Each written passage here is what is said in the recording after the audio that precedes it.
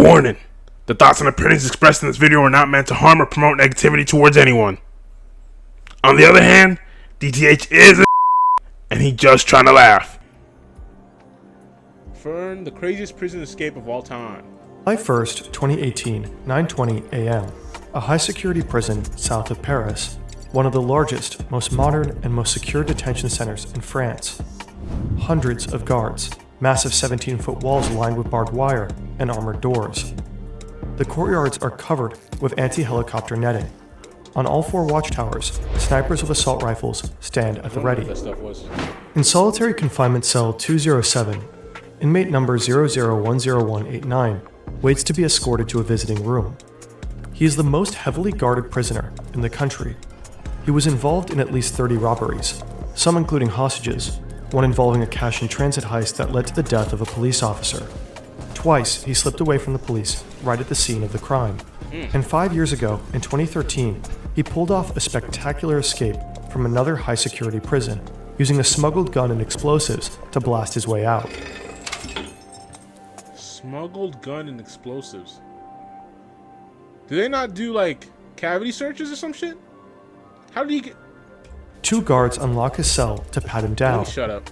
They do find something suspicious, but it's just a pack of gum. The guards like him, despite his staggering record of high-stakes crimes. He's easygoing, funny, and likable. It's almost like he's perfectly comfortable here, behind bars. Hell no. Hell no, bro. If I had a prisoner that was just comfortable behind bars, I would make it very uncomfortable for him. Why? If he feels at home here, like, why does he feel at home in prison? That's not a prison. Nah. 20 miles away, 65-year-old flight instructor Stefan Bai welcomes two new students, Frédéric and Julien, father and son. They're both hyped for their flight. They say they just want to tag along and watch him fly, not pilot themselves, but they do request it to be on board the Alouette 2, a vintage collector's model from the 1950s. The pair have been marveling at it because it just looks so pretty. Something feels sketchy. Stefan will later recall that he thought they were wearing wigs. But hey, money is money, right? They pay 500 euros in cash up front. Back in jail, the prisoner is escorted to the visitors block for high-risk inmates. It's situated as far away from the prison entrance as possible.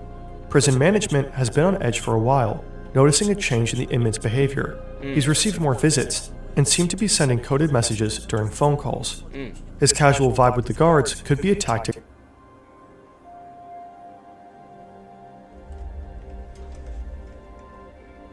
edge for a while, noticing a change in the inmate's behavior. He's received more visits and seemed to be sending coded messages during phone calls. So why is he still able to get phone calls? Nah, bro. The only reason he got us because these guards suck. Are you kidding me, bro? He seems to be sending coded messages. Do they not? You know what? His casual vibe with the guards could be a tactic to extract useful intel. A couple of days ago, a drone was spotted scouting the facility from above. Stefan is waiting for his students on an open field. He has landed on the clearing because they said they needed to stop to pee. They stepped out and disappeared behind some trees. When they return, they're armed. They claim to know his family and his home address. They say they have been watching him for months, and that their accomplices are waiting at his house as they speak. If he doesn't do exactly as they say, his family dies. They'll tell him where to fly next. On the visitor side of booth number 50, the inmate's older brother is waiting to see his sibling. He has no idea that his little brother is about to pull off the most spectacular prison break in French history.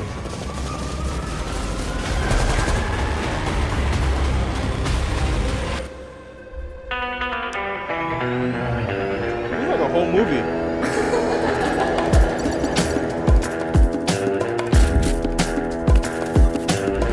They're literally playing it like it's a escape. It's like a movie. That's funny.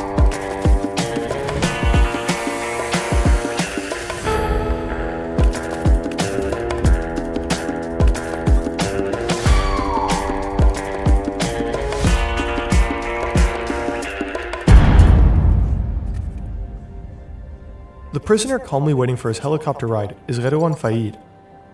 He's the country's most infamous criminal. Fern doesn't need edits, he makes his own. He's also a best-selling author, a movie buff and adrenaline junkie, and to many in France's immigrant suburbs, he's also a legend. But to understand all this, we need to go back to the beginning.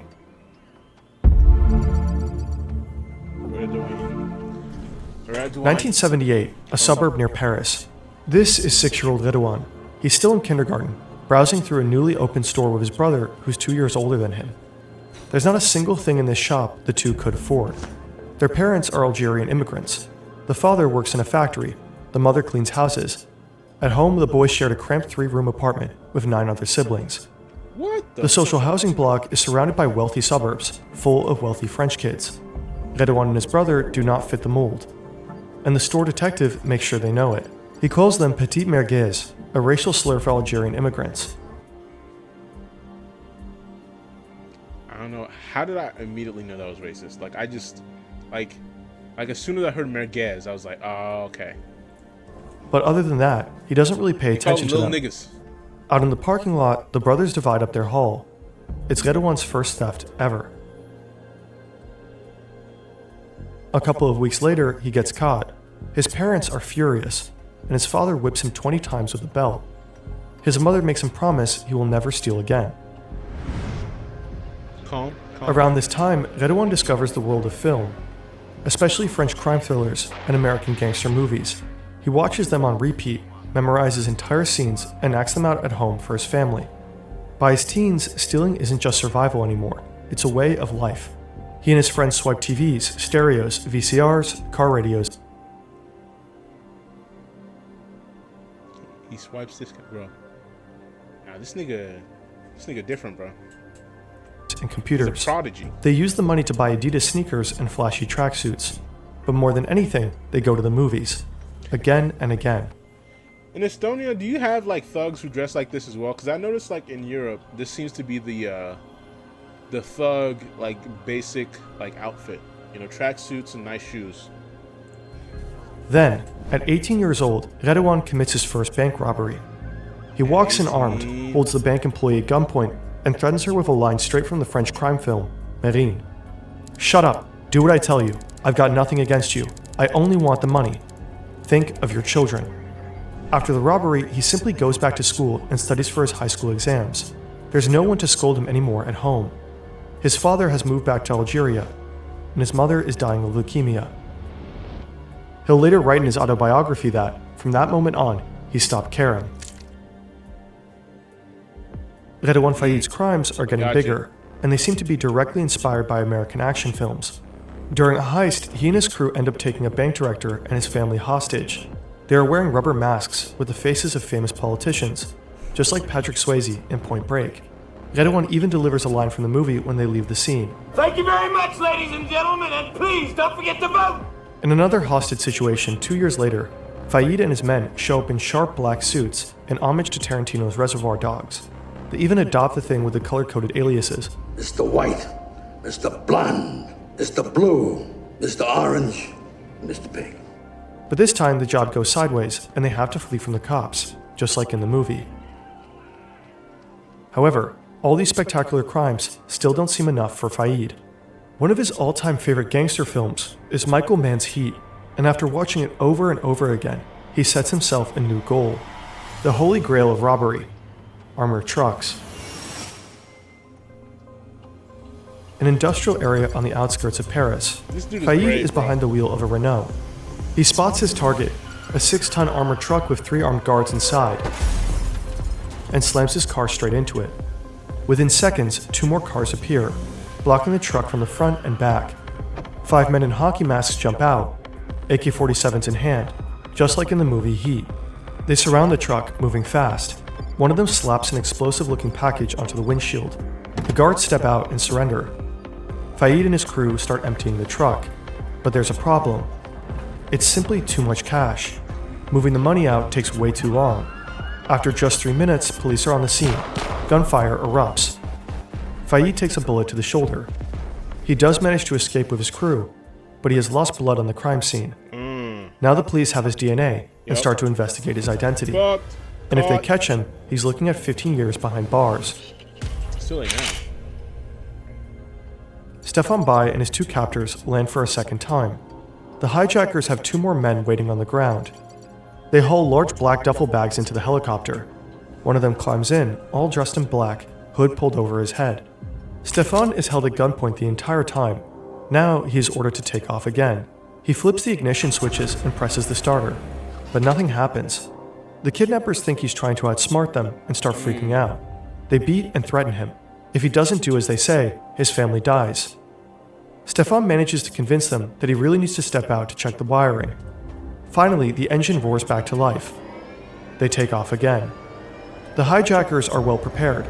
The duffel bags are packed with tear gas, smoke grenades, masks, AK-47s, and an angle grinder. Oh, this is a prison And so the heli break. thunders towards the high-security prison, where Redouane Faid is sitting calmly in visiting room 50, chatting away with his older brother. Hands down, this really is the kind of stuff you'd expect in a Hollywood blockbuster. But say you're in the US and can't stream this French crime thriller due to flick. What? T. Redouane Faid in prison. How did he land there in the first place? Catch Faid if you can. 20 years earlier, the Movenpick Hotel in Basel. An employee enters a room to prepare for the next guest. She has no idea she is not alone. Redouane Faid has been hiding there for over 3 hours. Outside, the police are searching for him across the entire city. A few hours earlier, Faid was arrested on a train heading from Germany to France. German federal police took him into custody. He had been hiding abroad for months. But when the officers escort him off the train, he manages to break free. He runs straight across the tracks to shake the cops. A train roars in and blocks the officers from following. Bro, is this He cool? jumps Who is this several guy, meters bro? down and twists his ankle, so now he's limping. Somehow he makes it to the back entrance of the Movenpick Hotel and sneaks inside. He finds several open doors, since the cleaning staff are still working. He needs to get out of here somehow. He thinks about calling a contact in Strasbourg, but he doesn't have a phone, so what now? There's a payphone right outside the hotel, but he also doesn't have any coins. He calmly approaches the receptionist to ask if she can give him some change for a bill. She places the coins in front of him, which leads to another problem. His hands are still cuffed. What if she notices and calls the police? Faid keeps it cool, acts like he's casually reading a promo poster behind the desk. The moment the receptionist turns away, he quickly scoops up the coins. The first call fails, and he disappears onto the hotel rooftop to Bro, this is like a movie. I don't think this is a real person, bro. There's no way. hide for a couple of hours. He tries again, turns around, and finds himself surrounded by 20 police officers. Caught. Caught. The next day, Faid is at the hospital with 2 officers to have his ankle checked. He seems to be in serious pain, but that's just an act. In a fraction of a second, he drops his crutches and snatches a gun from one of the officers. He trained in Krav Maga during his time in Israel, a super efficient military combat. This guy's an Algerian French immigrant who apparently spent time in Israel, was trained in Krav Maga, and knows how to escape from police, like, incarceration. Like, who, bro? This guy is not normal, bro. And all this because he spent hours on end watching American crime films when he was a kid. Whatever, man. Technique designed for fast defense and brutal disarmament. Before the second officer can react, Faid drives his elbow into his face. The officer drops and Faid takes his gun too. Then he runs, as fast as he can, for the second time in 24 hours. You would think a guy like that, Does this guy not have a foot that, like, an ankle, a twisted ankle or some shit? And, yo, no, you know what, man? Honestly, at this point, if I was the French government, I'd say let's hire this guy as a spy, because clearly he has the skills we need. We don't have to train him, and he can just get information for us without us even doing all the extra work. So, would be watched extra closely in jail. At 11:18 a.m., this prison guard hears a strange noise. A low hum or buzzing sound coming from outside. To her, it sounds like a leaf blower. Weird, she thinks. The gardeners are not supposed to work on Sundays. Well, it's not a leaf blower. But the facility is prepared for this. This sentinel receives an urgent order over the radio: unseal. The same thing happens on other watchtowers. Each one is equipped with a special case. The guard has to break the seal to open it. Inside is an HK-G36 assault rifle. He grabs it and takes aim. The helicopter just keeps descending. The prison yards are covered with anti-helicopter netting. Flying in here would be a suicide mission. How are they going to get out of this one? We'll find out next time. But this is not a random helicopter. It's a 60-year-old vintage model, just small enough to slip through this unsecured gap in the last one of the prison yards. Also, this is not a regular landing. In fact, they're not touching down at all. Redouane Faid must have known somehow that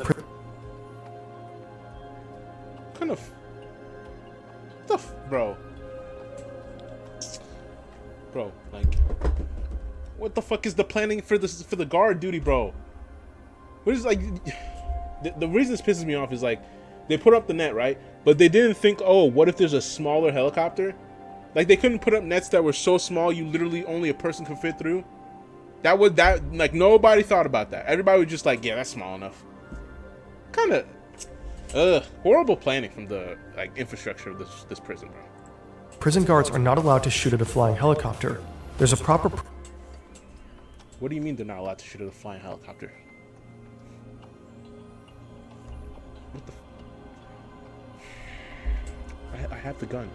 I see him in my sights. I'm gonna shoot at that bitch. You know what, man? protocol for this. And maybe he also knew that Stéphane Baye is one of the few pilots in all of France who are skilled enough to pull this off, to keep this specific type of vintage heli steady enough while hovering above the ground. Investigators will later discover that Faid had been writing letters to Stéphane's stepdaughter for 2 entire years. And this friendship was not Faid's only connection to the outside world, because at this point, Redouane Faid was already a star. Oh, this is a real person. October 2010, 12 years after his escape in Basel, 8 years before his helicopter prison break, Redouane Faid sits in a French talk show. Gangster, braqueur, voyou, voleur, appelez ça comme vous voulez, il revendique à peu près tous ces mots-là. Bonjour Redouane Faid. Bonjour. Les banques, vous en avez braqué combien en tout? Alors, officiellement, j'en ai braqué qu'une. You know, I get it. I get it now. I understand why everybody be friendly. This guy, he's not ugly, bro. He rocks the bald haircut pretty well. He's in great shape.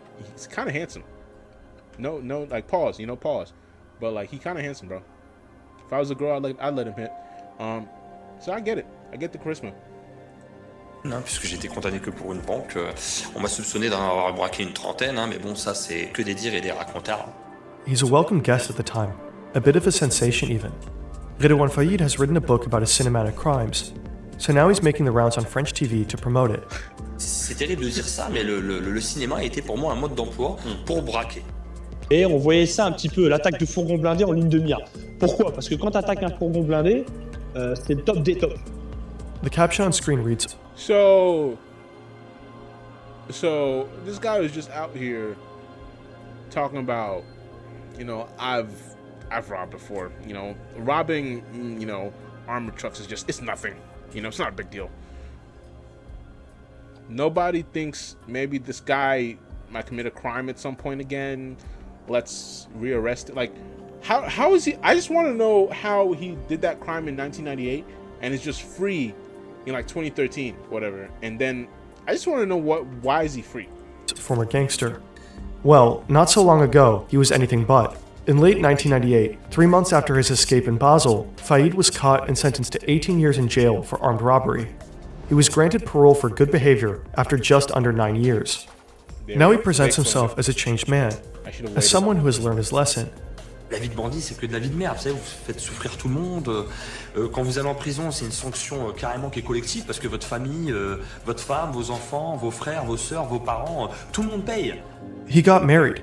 His brother has landed him an office job. He appears to be taking it easy now. At what? How do you get an office job as an ex-convict?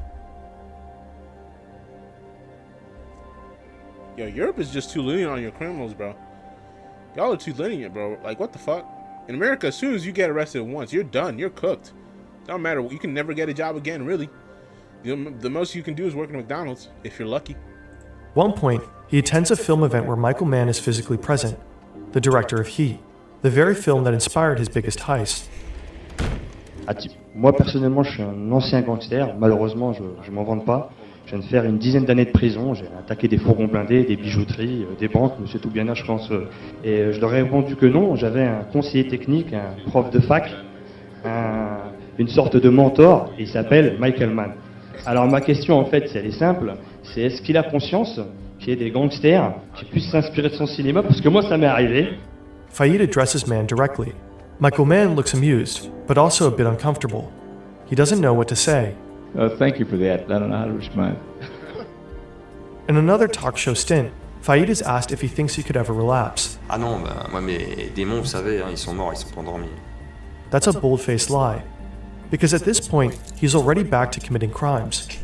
And not just petty theft, but a crime so shocking it will shake the entire country. There's no way. Oh my god, this May guy is 20th, too 2010, Créteil, a suburb southeast of downtown Paris. good. Two officers are on routine patrol, Thierry M. and his partner Aurélie Fouquet. Fouquet is 26 years old. She became a mother just a year ago. For them, it's just another day on the job. But then they get a call from the National Police. They're told to head to the A4 highway exit. Some criminals are on the run in a white van. They pull up at an intersection with flashing lights and blaring sirens. They have no idea what they're about to get into.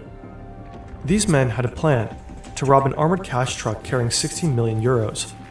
But 30 minutes ago, a routine traffic stop turned their heist into a high-speed, all-out chase with the police. Now they've crashed and need a new getaway car. But at that exact moment, the two patrol officers arrive. The gang doesn't hesitate to open fire. The windshield of the patrol car alone is pierced by 16 bullets. Fouquet is hit multiple times. The gunmen flee.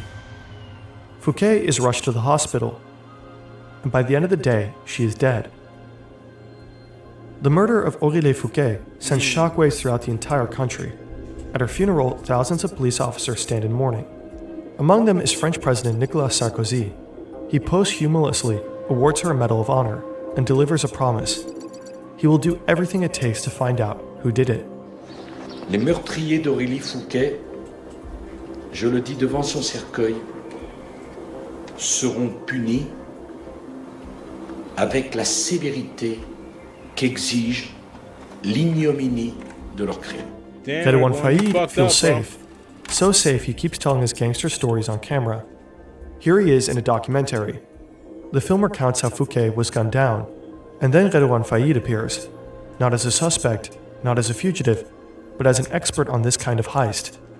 At the time, the filmmakers had no idea that the man sitting in front of them had a part in the killing. I swear, I knew it. I swear, that was what was going on in my head for sure. This guy has something to do with it. Now, of course, that's probably obvious because why else would they fucking talk about this in this video? Let's keep going. Of Aurélie Fouquet. The failed attack on the armored cash truck has Faid's signature all over it, but he has an airtight alibi, and he swears he was not involved. But investigators keep digging and eventually find compelling surveillance footage. A security camera has caught Faid inside the white van used by the criminals.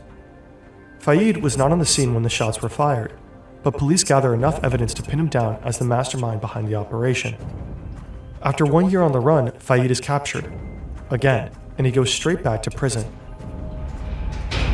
Nah, this guy's some kind of super criminal. Whether you're invited to a talk show or heading out on a date, there are moments when you want to look your best, but shaving is often past it and enter the trap. The Great Escape. Two inmates are taking out the trash, accompanied by a prison guard. Suddenly, they see a helicopter in the courtyard next to them. They wonder if it could be firefighters. The unarmed warden bolts into a nearby office, hiding behind bulletproof glass. Meanwhile, the two prisoners are about to witness Redouane Faid's spectacular prison escape up close. One of the three men stays with Stefan, the pilot, and continues to press a gun to his head. The other two jump out. They are masked and wearing bulletproof vests beneath their clothes. Each of them carries an AK-47. They've just landed in the armored courtyard. Prisoners do not have access here. It's only used when inmates enter or leave the facility. That's why nobody thought anti-helicopter cables were needed here. The man in green runs towards a reinforced... Yeah, but if I was somebody in charge of, securing a prison, I would try and stay thinking that anything is possible, meaning that no matter what, I would definitely put an anti-helicopter cable everywhere. It doesn't matter, bro. You need it. I don't understand. White door. He carries an angle grinder with a 14-inch 35cm blade. His partner sets off 3 smoke grenades, releasing thick white smoke. The helicopter's spinning blades churn it into a roaring chaos, until the entire courtyard is engulfed, a complete whiteout. The sound of the cutting angle screeches through the entire prison. Faid knows what that means. It's time. By now it's clear to everyone that nobody here is blowing leaves. The blade of the grinder slices through the locking doors. Clean, precise. 40 seconds is all it takes. The man in green can just push the door open and step inside. The guards slowly realize what's happening, but they're not carrying firearms and are unable to interfere. One of them sticks to protocol and calls the Civil Aviation Authority. They don't understand what's happening. Another calls the standard line for police emergencies and gets put on hold. A third contacts the local police, but the officer on the other end thinks it's a prank.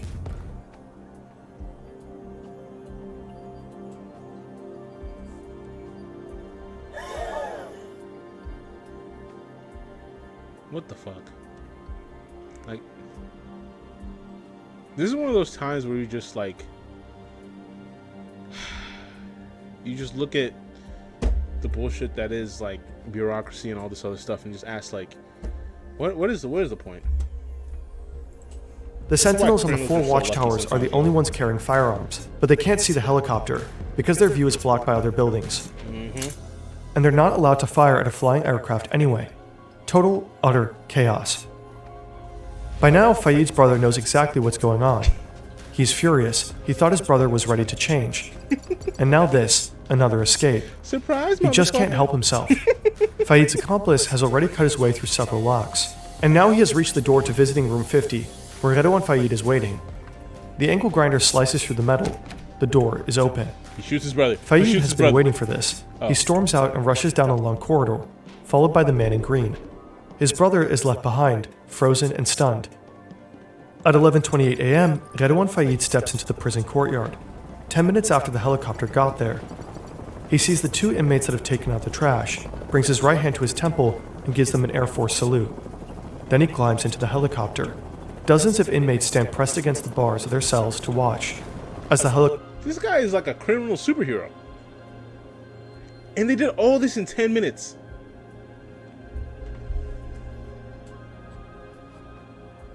Got it. I'm sorry. If I was local government, I'd be like, let's just let him go. Because clearly, it's above us. We need to put this on like, what's that? We need to give this to Interpol. Interpol needs to take care of this guy. CIA, MI6, whatever, like specialized groups in whatever countries, they need to come together to come and catch this guy. Because this guy is an international criminal at this point. I'm sorry. Because we can't take care of him. The helicopter lifts off, the entire prison erupts into applause. It's almost like a movie scene. A French gangster who broke out of jail by hijacking a helicopter. A notorious gangster is on the run again. Criminal who is a big movie fan. He has broken out of prison twice and now. You can just about make out the helicopter flying off into the distance. Multiple armed men who hijacked a helicopter, which picked up Redouane Faid from within the prison grounds. The news of Redouane Faid's prison break spreads across the world. He was already famous, a TV figure, the center of a cult-like hype. But this is a whole new level. A well-known French actress writes on social media, "Bravo, Redouane Faid. All of France is with you." The French police declare... What does she mean all of France is with you? I don't get it. Cause didn't they all of France just say they were trying to find out who killed that lady, that French cop? Now she's saying all of...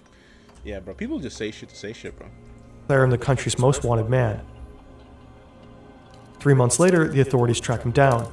Hiding in an apartment in his hometown of Cailles, he's been disguising himself under a burqa during public outings. When he finally stands trial in 2020, authorities take extreme security measures, including a no-fly zone above the courthouse. Yes, thank you. As you should. The court cites a psychiatric assessment describing him as a social predator and gifted at manipulation. He uses his charm and intelligence to control others and get what he wants. Faid himself says that for him, it was always about the adrenaline. He says he is addicted to it and calls himself a sick man.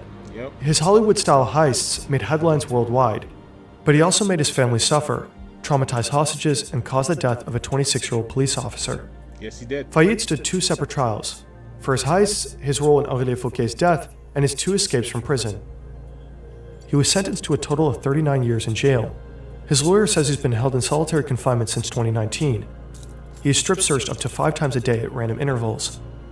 At least 4 guards escort him to each and every one of his phone calls, and even then his hands have to remain in shackles. Faid himself says he feels like he's been buried alive. His earliest possible release date is 2060. He would be 88 years old by then. I don't even care if he was released at 88. I promise you, I wouldn't trust that nigga at all. Even if he was 88, I'm sure he would. To give it 2 months, he'd probably commit another crime. They should have given him life.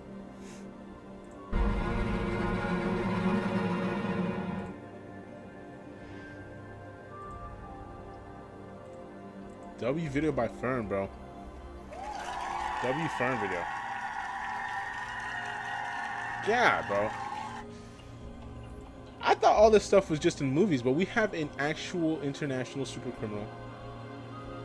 And he's French too, so you know all the ladies are gonna go crazy. Wow.